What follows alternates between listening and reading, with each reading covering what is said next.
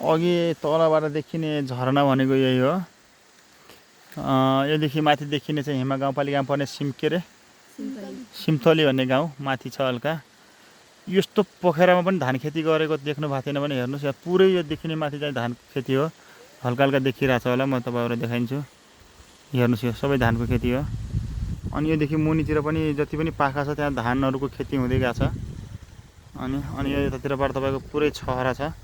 यो छहरा खोस हुँदै तपाईँको हेर्नुहोस् तलदेखि नै जुगाडा गाउँ। अनि गाउँ कार्यपालिका कार्यालय पनि त्यही नै हो, हिमा गाउँपालिकाको कार्यालय। यसलाई चाहिँ अहिले साडेर अन्त लैजाने भन्ने कुरो भएको छ अरे। अहिले चाहिँ यो टेम्पोरेरी रूपमा यहाँ बसेको हो भाडाको घरमा।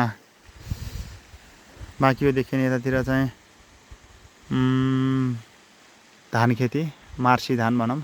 अनि त्यहाँ देखिने चाहिँ स्कुल चाहिँ कुन ठाउँमा पर्छ हजुर? के कुन स्कुल? कालिका मावि स्कुल। यो पनि त्यही हिमा गाउँपालिकाभित्रै पर्छ। पुरानो कुन गाविस हो? नगाउँ पाचरखोला गाउँपालिका। पातरखोला गाविस पर्यो। अनि तल देखिने चाहिँ यो हिमा नदी। यो नदी तल नाङ्गो भन्ने ठाउँ गएर